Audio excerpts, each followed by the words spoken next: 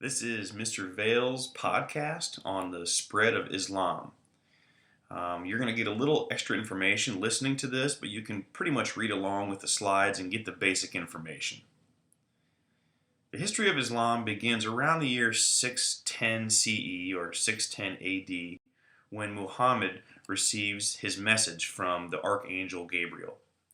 Islam begins in modern day Saudi Arabia or the Arabian Peninsula, and it spreads from there. Muhammad was born here in Mecca and eventually moved to Medina, and from there he was able to conquer all the tribes of Arabs living in that area and sort of unified all of them. From there, they went out and conquered lands that were easy to take, such as over here in Persia and quickly into Africa. And by 100 years after the death of Muhammad, Islamic kingdoms covered from the Atlantic Ocean all the way over to western borders of China, one of the fastest moving religions in the history of the world. Now, it's true that Islamic kingdoms conquered lots of land, but that doesn't mean that all the people automatically converted to the religion. The conversion of people took hundreds and hundreds of years.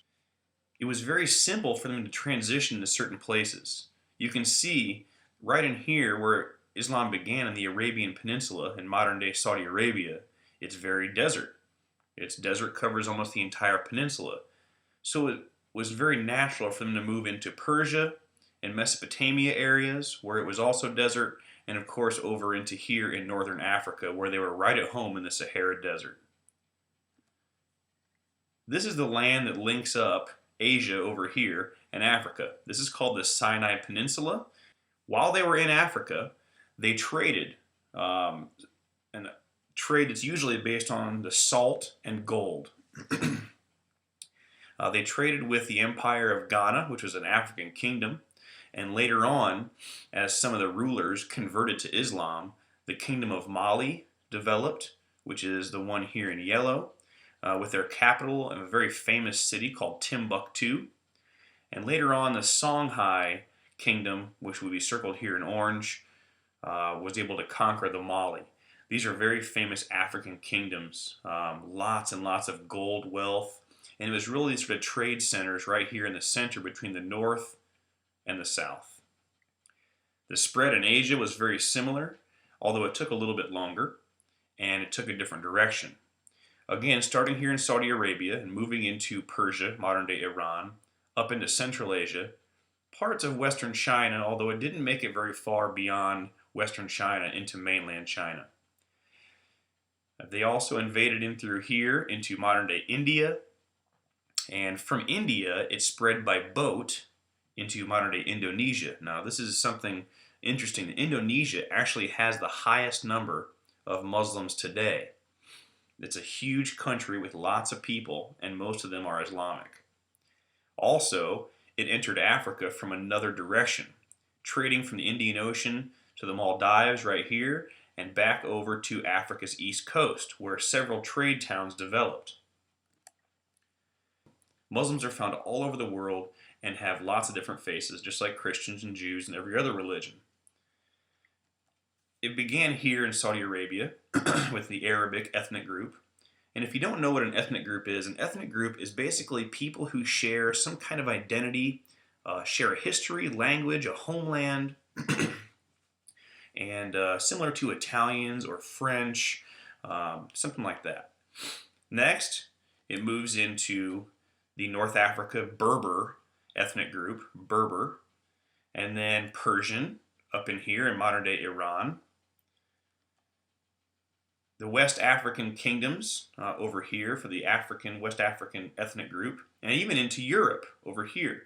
One of the leaders after Muhammad died, called a caliph, moved in and conquered much of Spain, and Islam spread into Europe as well.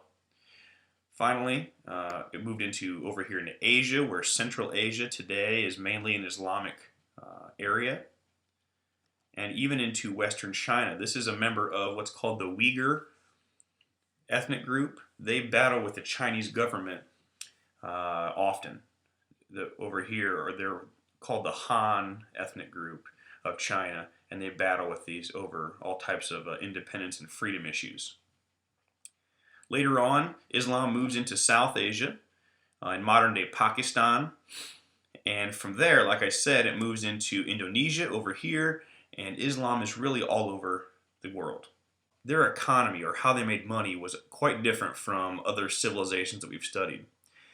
The areas where they lived were mainly desert, and so farming was not their main trade. Trading was. Merchants buying and selling goods, moving objects and products from place to place and selling is how most of Islamic kingdoms made their money. Islamic kingdoms were positioned in a great place. They were here in the center between Europe and Africa and over here in China. And as this trade developed, what we now call the Silk Road, which wasn't actually one road, it was many roads, Islamic merchants were right in the middle to be the middleman. So they could go over here into China and buy products, take them to Europe and sell them for a much higher price and make quite a bit of money. In fact, this is what motivates people like Christopher Columbus to find a water route to Asia so they can sort of get past the middleman. Islamic traders had lots of accomplishments, and one of them was the development of cities.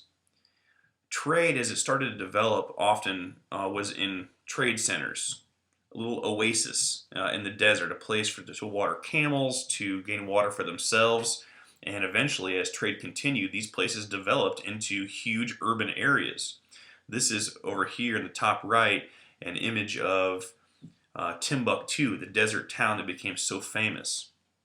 Again, built around an oasis and developed because of trade. You can see down here all the different trade routes where Islamic merchants traveled and moved goods all around the world. Unfortunately, Christians, Jews, and Muslims all find the city of Jerusalem to be extremely important to their religion. This has caused great conflict, still even today. But during the 11th, 12th, and 13th century, a series of wars called the Crusades were launched by Christians in Europe down into Jerusalem, which had been held by Muslims for many years, for hundreds of years, and they wanted to retake the Holy Land. Ultimately, these were unsuccessful. Hundreds of thousands of people were killed in what are now called holy wars. During that time, it was what we call in Europe the Dark Ages. You see, after Rome was conquered in the 500s, and until the Renaissance that began around the 1300s, they call this time in Europe the Dark Ages. Society did not progress forward with new learning. New writing did not occur. As you can see from this graph down here, the number of writing or manuscripts was very low during what's called the Dark Ages. As the Renaissance picks up and there's new learning and there's new technology and society begins to rebuild, it increases, and that's what we call the Renaissance. But Europe was very what they call dark at this time. A lot of the learning that Greeks and Romans had developed disappeared. People were struggling. They were trying to make every day to find food and shelter, and in the chaos of war, a lot of new learning was lost. However, it wasn't the case in Islamic areas. In Islamic areas, they were having their golden age, and so it was not dark for them. They developed all types of new inventions, such as surgery tools we still use today, algebra, which I'm sure you're not really excited about, but it's what makes your computers work. Most of the programs run on algebra. Coffee is very important.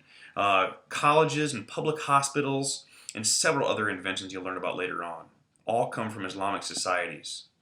The art was fantastic. Here you can see the very famous rugs developed in Persia, the amazingly careful carvings. And a lot of art in Islamic area is what's called mosaic, like this, little tiny pieces put together to form something larger. And you won't find a lot of images of people. They believe that to be idol worship. And so a lot of it's calligraphy, which is Arabic writing you see right here, and geometric designs, flower patterns, and things like that. Here's another beautiful mosaic, beautiful colors. And the architecture is amazing as well. This is the Hassan Mosque with a classic minaret right here in the center. And of course the Taj Mahal. It has perfect symmetry and is one of the most amazing buildings ever created. This is another example of amazing Islamic architecture. This is again the product of the wealth from trade. Islam is spread all over the world. It started here in Southwest Asia, what we call the Middle East, into Central Asia and North Africa. But you can see the country with the highest population is here in Indonesia, but you'll find it everywhere. Even in our own country. This is a county by county look at the percentage of people who are Islamic. You can see areas here near Detroit and in the state of Maryland have as much as 10% of their population is Islamic. It is all over the world, and that is the spread of Islam. I hope you enjoyed it.